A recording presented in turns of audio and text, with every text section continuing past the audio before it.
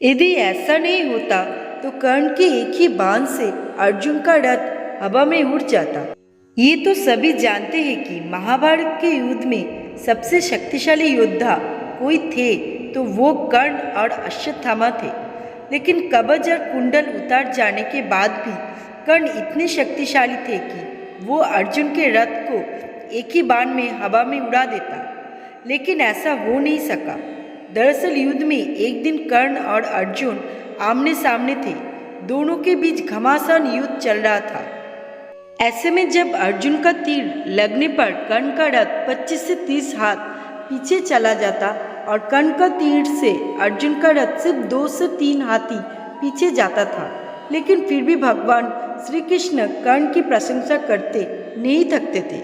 ऐसे में अर्जुन से रहा नहीं गया और उसने पूछ ही लिया कि हे पार्थ, मेरी शक्तिशाली प्रहार की बजाय उसके कमजोर प्रहार की प्रशंसा कर रहे, ऐसा क्या कौशल है उसमें? तब भगवान कृष्ण मुस्कुराते बोले, अर्जुन, तुम्हारी रथ की रक्षा के लिए ध्वज पर स्वयं हनुमान जी, पहड़ियों पर शेषनाग और सारथी के रूप में मैं स्वयं नारायण विराजमान हूँ। इस सब के बावजूद कर्ण के प्रहार से अगर ये रथ एक हाथ भी पीछे जाता है तो मानना ही पड़ेगा कि कर्ण में अद्भुत पराक्रम है। ऐसे में उसकी प्रशंसा तो बनती ही है। कहते हैं युद्ध समाप्त होने के बाद जैसे ही भगवान कृष्ण रथ से उतरे, रथ भस्म हो गया। वो तो कर्ण के प्रहार से कब का भस्म हो चुका था, पर नारायण विराज थे इसलिए चलता रहा। ये देखकर अर्जुन का सारा घमंड चूर चूर हो गया। हनुमान जी के बारे में तो सभी जानते हैं कि उनके बगैर तो ये युद्ध जीतना असंभव था। हनुमान जी से पांडवों की मुलाकात वनवास के दौरान गंधमादन पर्वत पर हुई थी। मान्यता अनुसार भीम और हनुमान दोनों भाई हैं, क्योंकि भीम और हनुमान दोनों ही पवन देव के पुत्र हैं। श्री कृष्ण के युग के अनुसार हनुमान जी से पांडवों ने जीत का आश्वासन ले लिया था। इसके चलते युद्ध में अर्जुन के रथ के ऊपर ध्वज में विराजमान हो गए थे। एक दिन अर्जुन अकेले वन में घूमने गए। घूमते घूमते वो रामेश्वरम चले गए, जहाँ उन्होंने श्री राम जी का बनाया हुआ सेतु देखा। ये देखकर अर्जुन ने कहा कि उन्हें सेतु बनाने के लिए बानरों की क्या जरूरत थी, जबकि वो खुद ही सर्वश्रेष्ठ धनुर्धर थे। उनकी जगह मैं होता तो ये सेतु बाणों से बना देता। ये सुनकर हनुमान ने कहा कि बाणों से बना सेतु एक भी व्यक्ति का भार झेल नहीं सकता। तब अर्जुन ने कहा कि यदि मेरा बना सेतु आपके चलने से टूट जाएगा तो मैं अग्नि में प्रवेश कर जाऊंगा। हनुमान जी ने कहा, मुझे स्वीकार है, मेरे 2 चरण ही इसने झेल लिया तो मैं हार स्वीकार कर।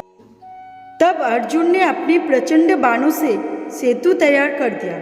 लेकिन जैसे ही सेतु तैयार हुआ, हनुमान ने विराट रूप धारण कर लिया। हनुमान राम का स्मरण करते हुए उस बाणों के सेतु पर चढ़ गया। पहला पैर रखते ही सेतु सारा का सारा डगमगाने लगा। दूसरा पैर रखते ही सेतु टूट गया। ये देखकर अर्जुन खुद को खत्म करने के लिए अग्नि जलाने लगे। तभी भगवान श्री कृष्ण प्रकट हो गए और अर्जुन से कहा कि वो फिर से सेतु बनाए, लेकिन इस बार वो श्री राम का नाम लेके सेतु बनाए, जिससे वो नहीं टूटेगा। दूसरी बार सेतु के तैयार होने के बाद हनुमान फिर से उस पर चले, लेकिन इस बार सेतु नहीं टूटा।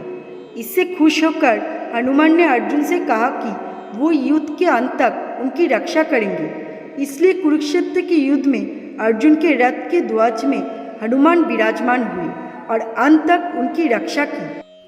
कुरुक्षेत्र के युद्ध के अंतिम दिन कृष्ण ने अर्जुन से पहले रथ से उतरने को कहा। उसके बाद कृष्ण रथ से उतरे। कृष्ण ने हनुमान जी का धन्यवाद किया कि उन्होंने उनकी रक्षा की। लेकिन जैसे ही हनुमान अर्जुन के रथ से उतर कर गए, वैसे ही रथ में आग लग गई। ये देखकर अर्जुन हैरान हो गए। कृष्ण ने उन्हें बताया कि कैसे हनुमान उनकी दिव्य अस्त्रों से रक्षा कर रहे थे। दोस्तों, आज के ये वीडियो से आप लोगों ने क्या सीखा, कमेंट करके ज़रूर बताइएगा। और चैनल पे नए आए हैं तो चैनल को सब्सक्राइब जरूर कीजिएगा और वीडियो अच्छी लगी तो वीडियो को लाइक करना बिल्कुल मत भूलिएगा। वीडियो अंत तक देखने के लिए आप सभी को दिल से धन्यवाद।